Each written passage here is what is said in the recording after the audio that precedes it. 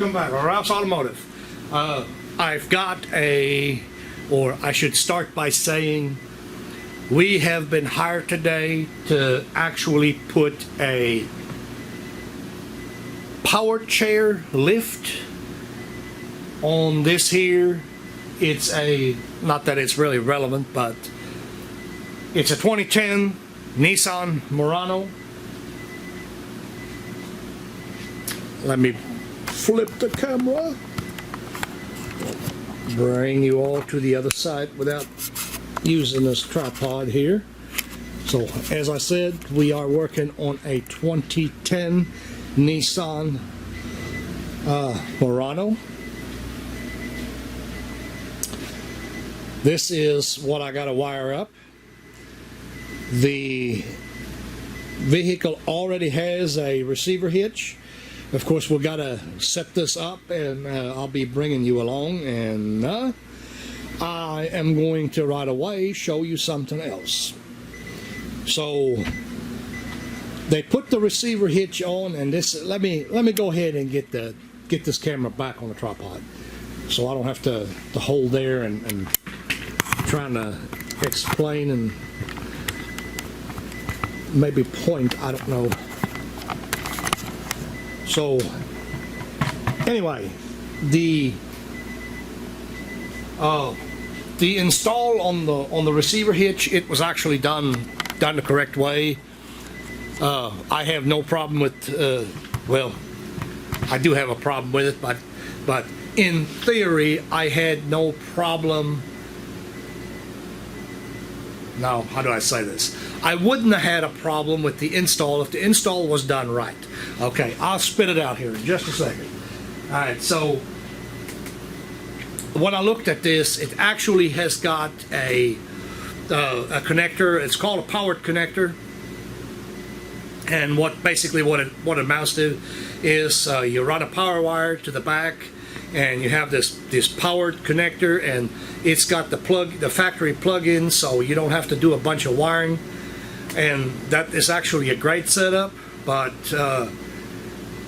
I've looked at the power chair, and I had to get the manual. I had to call somebody to send me a manual for it, for the install, not because I don't know how to install the power chair, but we have to know what kind of amperage that motor draws. We don't want to put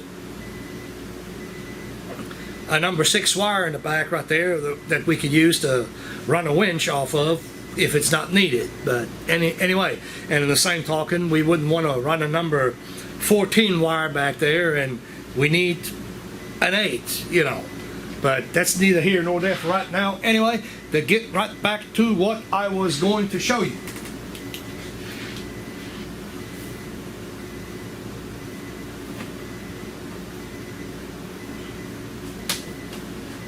So we've got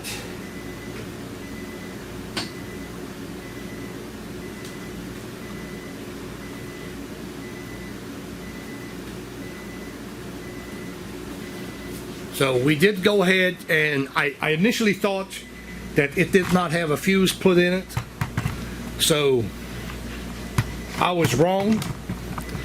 I really thought it didn't have a fuse block in it, but it does have a fuse block. It was hidden a while ago. I didn't see that, so they hooked it to the battery terminal right here, which I'm good with that. You know, I'm 100% good with that. They got a number 12 wire ran, and they got it running through here, which I'm kind of good with that as well. We are going to add another fuse block here. Like I said, we add the same thing, but we'll have to have and I might as well go ahead and spill the beans on it. We'll have to have a 30 amp and a number 10. A number 10 wire is required to run 30 amps. That's what our lift requires. So we are going to go ahead and run a number 10 wire. And this really brings me to my other point. Well, I'm going to go ahead and lift the vehicle up. So, like I said, I was mistaken. I really thought I was going to show you a wire that didn't have a fuse in it, so I was mistaken on that. But anyway, up here, I hope the camera can see this. They've got the wire running. They got it zip tied right there, and they run it over here along the fuel lines above it, above this little carrier. And mainly what bothers me here is the fact that they got just a wire running. They did, you know, they did a decent job, other than they didn't zip tie it on the length of it. What bothers me on it is the fact that they don't have it in some kind of protective conduit. I mean, I think it should have gone into a loom like that. You know, it would have been better. I'm not saying that this don't work, but it's generally never a good idea to run a wire like that. I'm likely gonna do a little bit something different there. They come across up here, and it's kind of hard to follow what they did right there, and it doesn't really matter. I mean, it is what it is. That's how they installed it. They're coming through here on the fuel hose and coming back up in here, and they go up top. They cut the bushing right there. They kind of got that open. See if we can do a little bit better than that. Not saying that we can, but we want to make sure that we can seal it a little bit better. Of course, then you've got your trailer wiring that they already have, and of course, this power chair's already got one of them 7-blade deals on it. So we bought the we went ahead and bought the plug-in for it, and this has your heavy auxiliary wires. So we'll have option of hooking that power chair up. And I also purchased, I'm sure you've seen it laying there, purchased this bracket. Got a nice bracket because this one here don't have a bracket on it.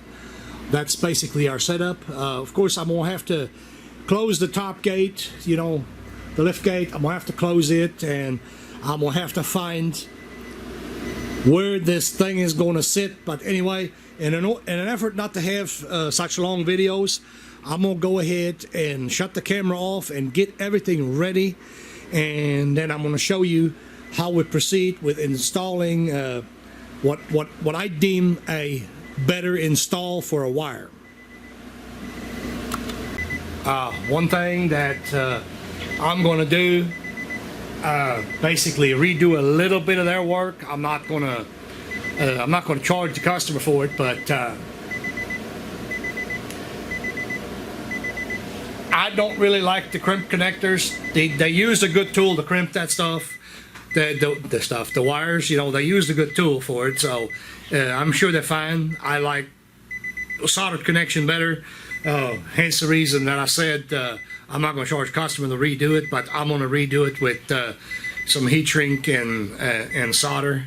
I like that better. You know, to me, that's a better way of doing it, but that's neither here nor there. Anyway, I figured I'd add that in there. Turn the camera back on when I get ready. Well, I'm going to just take a few minutes to talk about the process and or my thought process on what's fixing to happen here. So we have a wire running to the back here. The powered connector that's back here, the purpose of it is, you know, when you're plugging the trailer in, you don't want to just splice into the factory wires. You know, they may or may not be heavy enough to carry the additional lights on a trailer, especially, you know, when they the incandescent bulbs, you know, LEDs you probably get away with, you know, not having to do nothing but tie them in. But anyway, there's some circuitry involved. I'm not going to get into all of that. The idea behind the powered connectors are you take the load off the factory circuit. But like I said, that's neither here nor there. So I'm going to do away with the 12 gauge that they got ran. I'm going to completely do away with it. I'm going to run my 10 gauge front to back, fused of course, and all we're doing is using one of these here. And unlike the install that they had done, where they tucked away the fuse where I couldn't see it, we are going to cut the wire. We're going to solder on a terminal, bolt it on right there next to the terminal. That way the fuse is sitting up and you immediately know there is a fuse in line the way we've got it.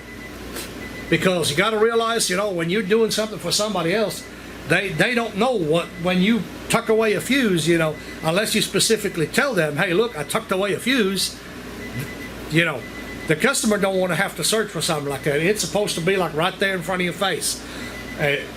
And, oops, excuse me, we're going to label that as well. I'm going to put a little label on there, put on what it is, you know, where that wire is going to. We're going to do that as well. Excuse me.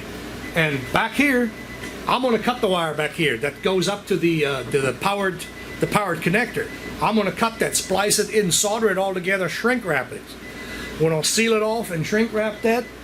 And the reason I'm doing that is there's no need in having two wires running front to back when all we're doing is powering the module up here.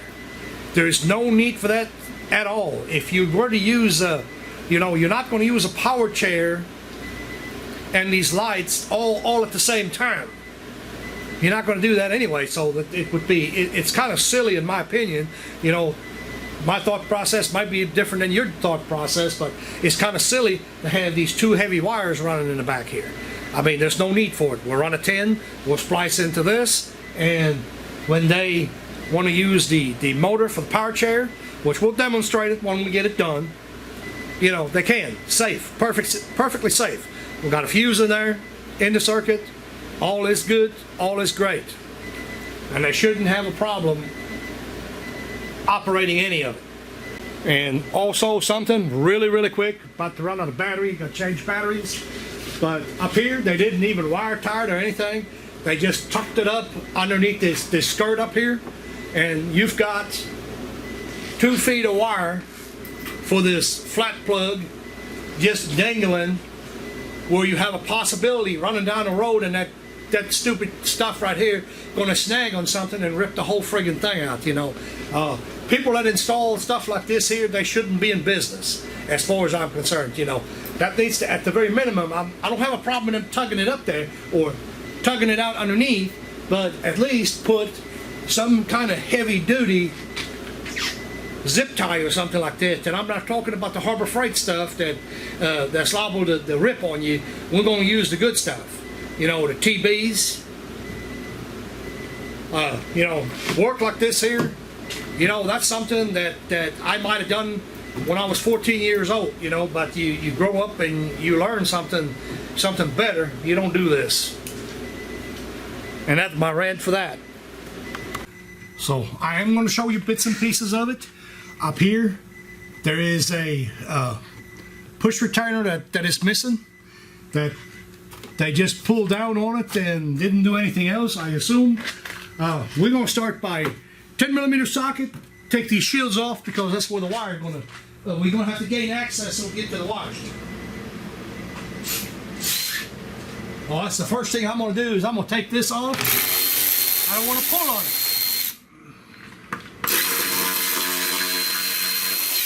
See what's going on down here? You know,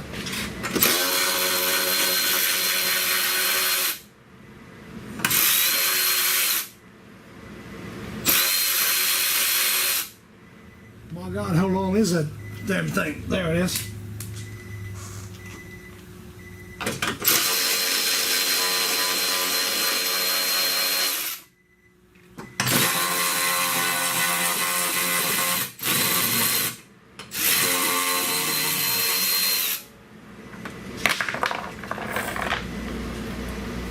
Alright, so now I can see what's going on. Like I said before, they ran just a wire, not a conduit, not a zip tie or nothing.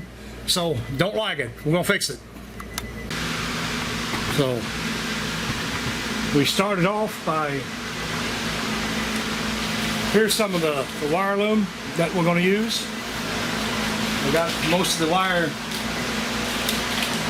put in there. I actually left the old wire, I left it attached to the end of it, so we can go ahead and help us guide, basically guide the wire loom through here. So we get a start on that, and what I'm going to do, like I said, the heavy red wire is in there now. That's the loom that I use, and I'm going to go ahead and fish it all through, and then we're going to start hanging it. Get you all a shot of this. So this is the bolt that they used to connect this, and that was tucked under. So both of these are a bad idea. The handle is sticking up right in the way of everything. I don't know why they didn't lay the handle down when they clamped it, but they did not. I'm gonna fix this, nor is the battery clamped down the way it's supposed to be clamped down. So I'm gonna fix that in the process, and oops, I guess I better hold that camera the right way. This is all, well, never mind on that, but I'm gonna loosen that up, straighten that back out, and this is the stud. Whoo, scared me. But this is the stud we're going to take power from. We're not going to do the additional power to the fuse block here on the battery. We want to go on this side of it. I'm going to clean that up a little bit, and I need to go ahead and quit messing around and disconnect this battery so this don't keep arcing. That's not a good thing. So flip that screen around. Make sure you can see this. It's got the total corrosion going on, just as it does on the battery post itself. So, whoa, what? Camera head too loose. Anyway, so we'll clean that up a little bit and put some protector on that. Turn the camera back on. You know, add this in there because really, in all honesty, I want people to understand something. You know, when you do this kind of work right here, this is additional work. That's work that I didn't price the customer. You know, I didn't price them cleaning your battery terminals and all that good stuff. The problem with this, I'm not going to charge him for it. You know, I'm going to do the work.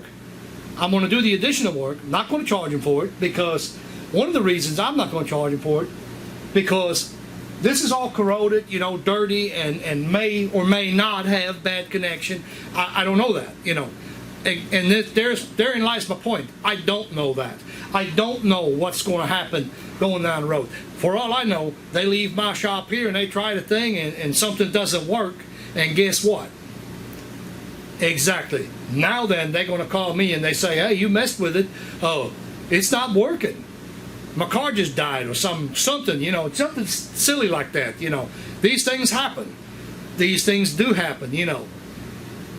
It's just like pulling a vehicle in here and a part breaks, you know. You pull a vehicle in here and customer comes in to put tires on or something like that, and next thing you know, the friggin' car won't start or something like that, you know. It happens. These things happen, and this right here, you know, what little work it is, what little extra work it is for me to clean it all up, make sure it's got good connection, you know, use the proper stud and all that, you know, it's well worth it to me. You know, that's worth to me knowing that when that vehicle leaves here, that it's not going to come back an hour later and they say, well, hell, my car won't start.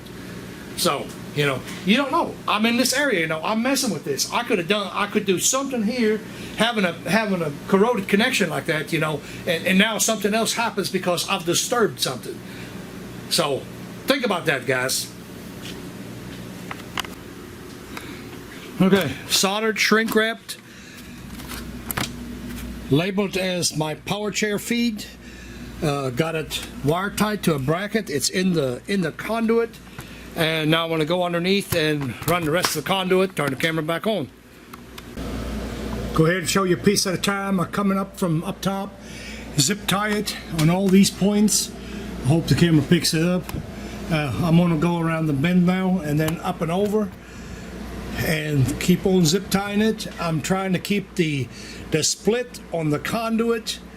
You know, obviously that conduit is split so you get the wire in. I'm trying to keep the split to where it faces down just in case there's any moisture that gets in it. so the water and stuff can run out. So kind of keep that in mind. Might be a good idea to face it down instead of having it facing up. And we'll go ahead and pause the camera again so these videos don't get so terribly long like they always do.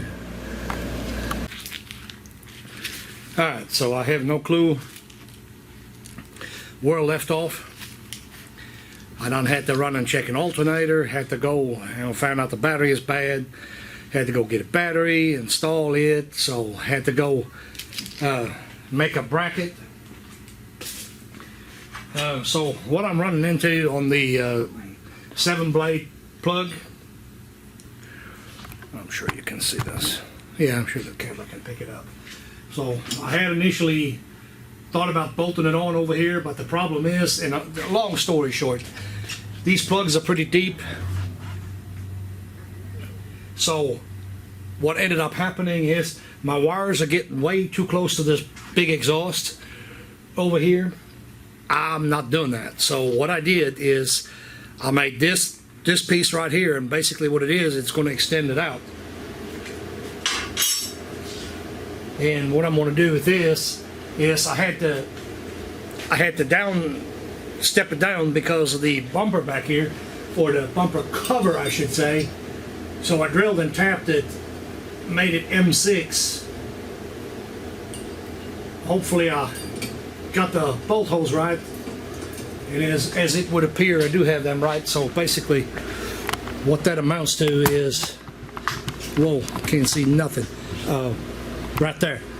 Now I'm going to have to paint that up a little bit, but what I did is basically when I mount it like this here,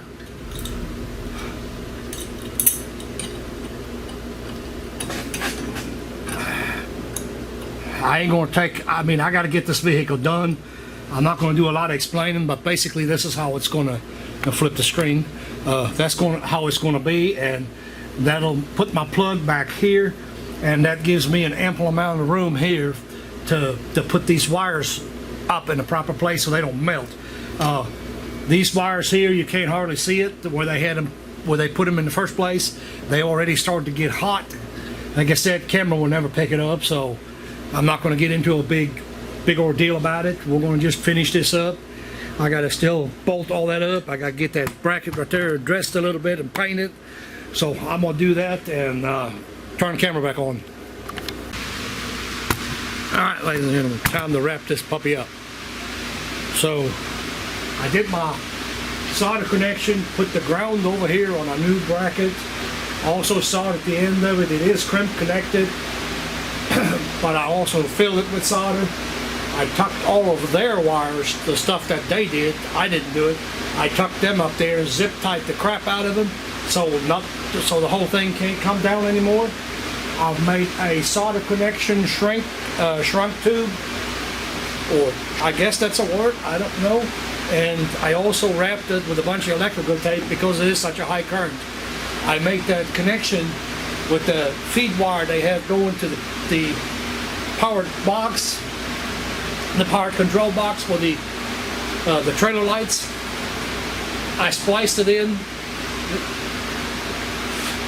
with this one right here. Of course, we put the extras. We still got some extras. I tucked them up. So get you a shot of that. Turn that camera around, so that's what that looks like. Hope you can see what I did right there. The clean installation. This is all good and tight here. This is as loose as it's going to get. It's not going to get close to that exhaust like it was before. With the extension that I made right there, of course, our plug would have ordinarily been right here, right against that exhaust, and because I made the extension for it, now we moved it out nicely, which is better anyway. I don't know if they make a factory bracket. I have no idea. Now the only thing that remains is I still got to go ahead and mount it up and find this thing a permanent home, run the bolt in, and that'll be the end of it. So the objective right there is to get this as close as we can, because obviously leverage, the further out you are, the more it's going to push down on the back end. weight rating wise, we're good to go. Not a problem in any of it. Yeah, I'm gonna go ahead and find a home for this thing. Put the bolt in, put the nut in. This got a bolt and a nut in stainless, obviously, but anyway, I'm gonna get that completed, and I'm gonna cut her off right here, guys. Thanks for your subscriptions. Thanks for watching. Like, dislike, do what it is you do. I'll catch you on the next one. Add something to that real quick in case somebody really needs that or wants to know why you don't use a pin on these. This bolt actually threads in it on the other side of the receiver. Not the receiver, but the tongue part, the male part. There is nuts on the inside, and what it amounts to is you put this bolt on, and that bolt, of course, starts pulling everything tight together, so there's no play in this here, and it don't wibble wobble going down the road. That kind of holds it tight against the wall, and when you get that all the way through, you put the nut on it on the back side of it. Well, that's why there is a bolt instead of just a pin. I guess we might as well go ahead and go for a ride as well.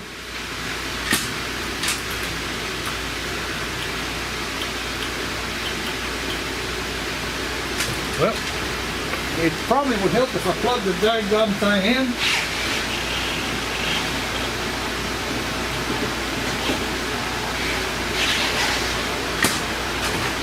So let's see if we can go for a ride.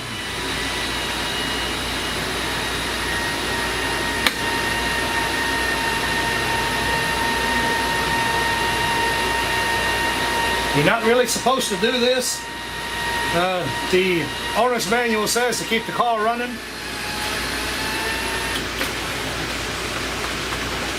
But as you can see, works perfectly fine.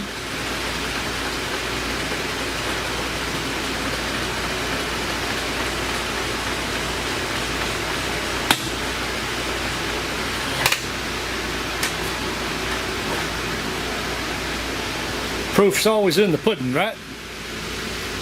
So anyway, we got that part of it done.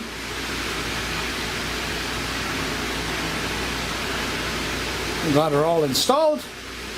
So now then, I'm going to quit playing with that thing so I don't wear the battery down, which probably is already, because I had the door open, so I got to mount the wheel back on, and we'll head on out, bring the next one in.